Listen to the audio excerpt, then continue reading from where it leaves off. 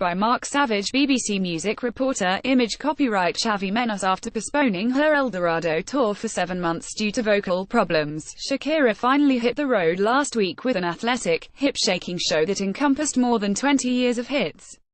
It's the star's first tour in 7 years, after taking time out to start a family with her husband, Spanish footballer Gerard Piqué. Footage from the opening night in Hamburg showed the 41-year-old looking overwhelmed, clasping her hands to her chest as she acknowledged her long journey back to health. "Last year was one of the most difficult times of my entire life," she tells the BBC from Amsterdam.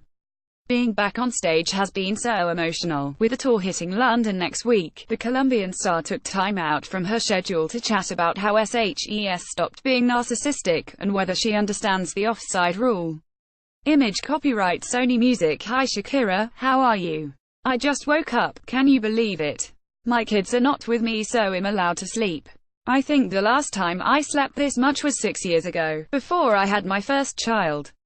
How's the tour going so far? It feels like the first time. In the past, my experience on stage was a little different. A little more narcissistic. I was like, oh wow, they're here for me, it better look good and sound good, but now it's more like, man, I have this amazing opportunity to make the crowd smile. To make all those people, who've also had hardship in their own lives, happy. You had to postpone the tour because of a vocal hemorrhage.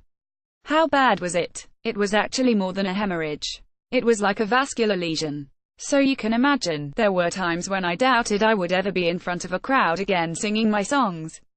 Did you need surgery? Miraculously, and contrary to everything the doctors predicted, I recovered naturally. They all foresaw surgery, but the lesion disappeared completely from my vocal cords.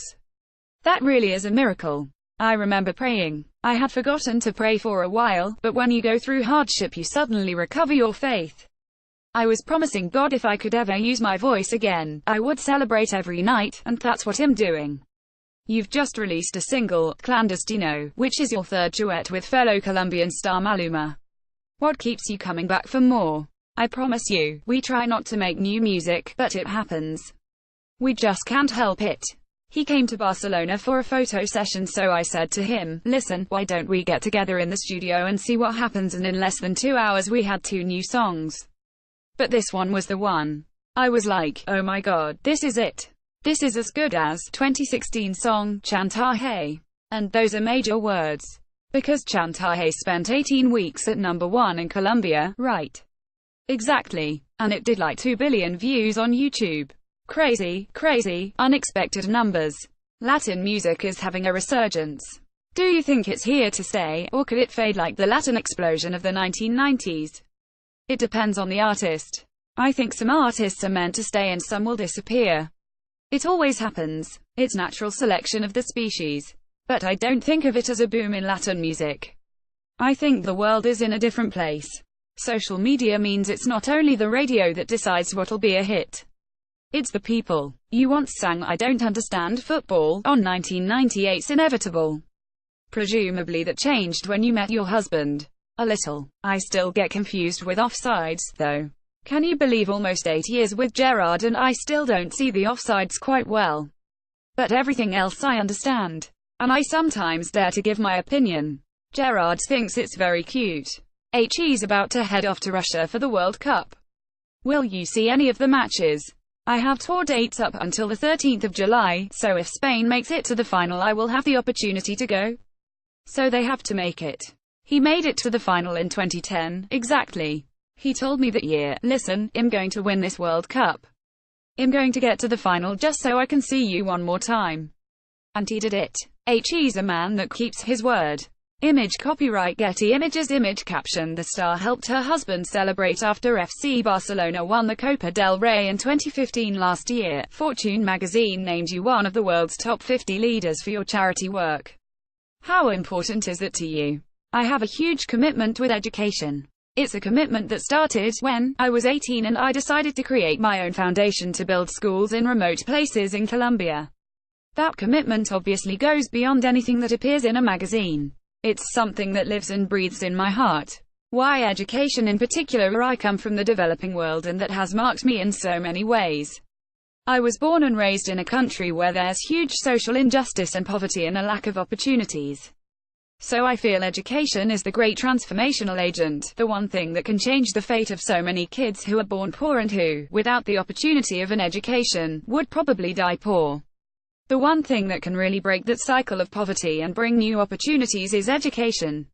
I've seen it with my own eyes. I've seen the transformation in families and entire communities when you bring a school to an area where there was nothing before. Image copyright Getty Images Image caption Shakira performed at President Obama's inauguration. You've sat down with people like President Obama and President Santos of Colombia. Do they ever underestimate how informed you are about these issues? I think they're used to me by now. Bono once called me and said I'm the most vehement woman he'd ever met. I'm quite stubborn, and every time I get the chance, I'm giving those world leaders a call and asking them to participate in projects. Who's most nervous in those meetings, them or you? I don't know. I really don't have an answer for that. But I'm not nervous anymore, because I know exactly what I need out of these meetings. Some politicians just want a photo op, but we're asking for real things and a real commitment. It's a huge responsibility to put pressure on our leaders to do their job. And they don't get the photo op unless they deliver, correct? Exactly. That's the carrot. I read that when you wrote your first English language album, 2001's Laundry Service, used you Leonard Cohen and Bob Dylan's lyrics. Who do you look up to now? I love Coldplay's Chris Martin. I love his melodies and his production. He's an artist with vision, which you don't find every day. And that's why HES lasted so long, him and his band. They never disappoint. And I'll tell you something, he was so nice throughout those difficult months. He worried a lot about my voice, and he checked in on me every other day. It's great when friends come through in a crisis. That is one of the nicest things I realized through my hardship, how important it is to have friends. And also my fans. They were praying every day in Colombia. They did mass for me. I had groups of nuns and priests and all sorts of people praying for my voice every day. I didn't know that I was loved like this. When you're an artist, you usually feel that people, in a way, use you. You're giving them what you want. But I think the relationship that has built with my fans over the years is a lot deeper than that. It makes me feel really valued and loved, and that's why I'm enjoying this new chapter of my life. Shakira plays the O2 Arena in London on the 11th of June. Follow us on Facebook, on Twitter at BBC Newsance, or on Instagram at BBC Newsance. If you have a story suggestion, email entertainment.news@bbc.co.uk.